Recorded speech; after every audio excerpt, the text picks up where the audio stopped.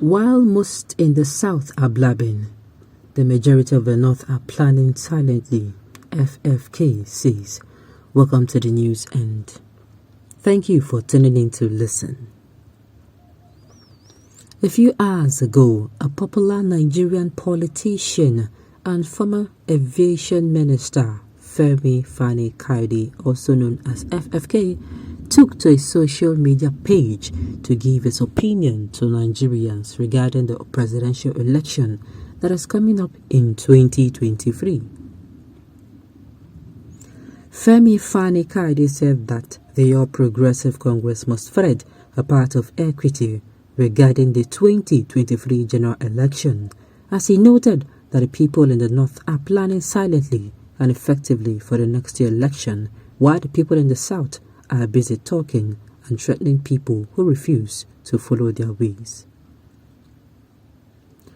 According to Femi Fani-Kayode, he said while most in the South are blabbing, threatening and insulting those who do not see things their way, majority of the North are planning silently and effectively, keeping their cards close to the chest and operating in unity, peace, and one accord.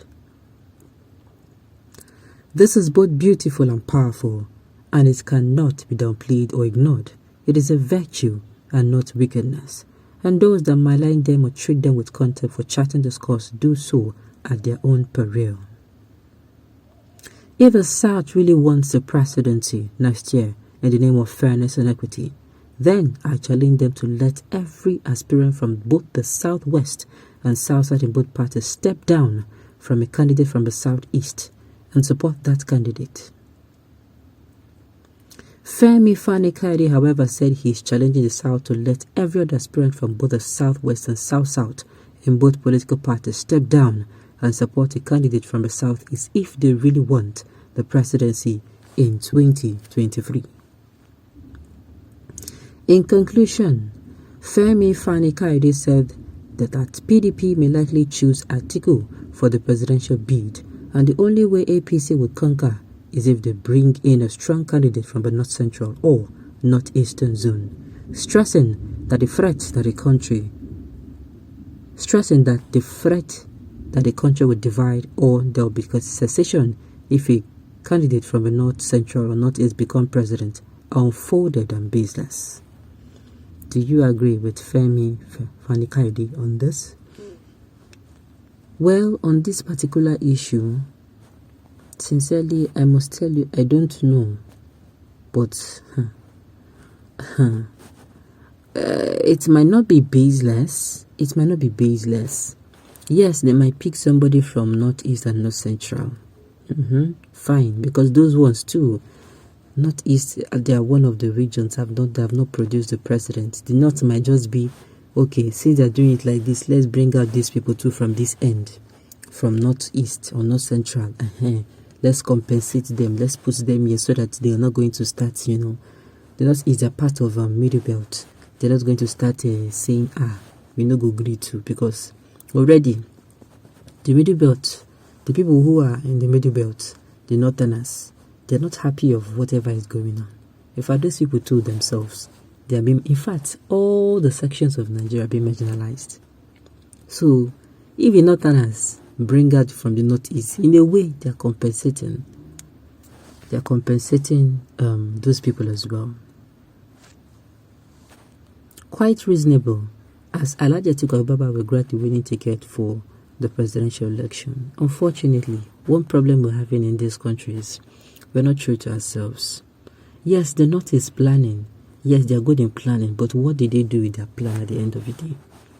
It's just like you plan and plan and plan that you're going to win something, and when you win it, that thing becomes totally useless to you. That you don't use it for good for yourself. Let's put all sentiment aside. Let's put all sentiment aside and let's look at the North has hold power, yes, longer than the South, right? Okay. Now, ask yourself, how is the North? Can you compare? Please, when I'm asking how is the North, please, I'm not talking about things. I'm talking about the human resources of the North. How are they? Can you compare the Northerners to the Southerners? Those people have not seen the light. Yes, there are a whole lot of things that is going on, or that are going on in the north that is not supposed to. Those people have not seen the light. You cannot really, even what am I even saying? There's some sectors that if the northerners that have been holding power start investing in the north, the northerners themselves will start being, the light will be breaking into, that part little by little. That is the only simple way to give Southeast a chance to produce a Nigerian president come 2023 for the equity and fairness.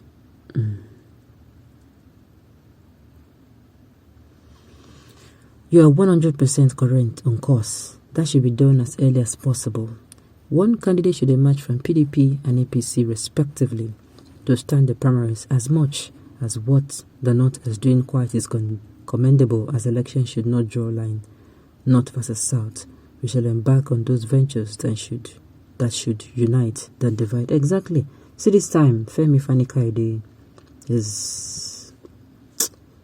he knows how to have a meaningful conversation when it comes to politics, and he doesn't mince word. He's being a very realistic politician. No strong candidate in North Central you are campaigning for. Is it Bello who cannot pay salary? No. I don't think so. They will look for someone else. If not Central, they don't find somebody there, they will pick from Northeast. Okay. FFK, you're a replica of your father. You always stand out and in the path of controversy. Rotation being routed is between South and North. It is when the rotation is approved that we can now be talking about zoning within the South or not. You're a great traitor without sincerity of purpose. Come on now. Don't discard the message because of the messenger. South is not ready for president. The unknown gunmen in the region clearly shows that they're not people to be trusted. Oh, and the Boko Haram, the ISWAP, and the terrorists in the north, they are ready. Like, there is a sign that the north is ready for being the president, Abi. Uncle, just talk better thing. That is not even supposed to be brought up at all. If you're bringing that up, then definitely they'll bring the fact that Boko Haram, that the army has not been able to conquer, that has been that has been dealing with the Nigerian army as well as Nigerian citizens in the north. They're going to bring that up as well. At the end of the day, all we want is someone who is competent. And just that, apart from competency, this period we need somebody who is also from the south, and not just from the south but from the southeast, in the spirit of fairness, equity and justice. But we did allow that to happen. We all watch and see how it all plays out. On this note, we've come to the end of the news. We say thank you for tuning in to listen. Until I come here next time, enjoy the rest of your day.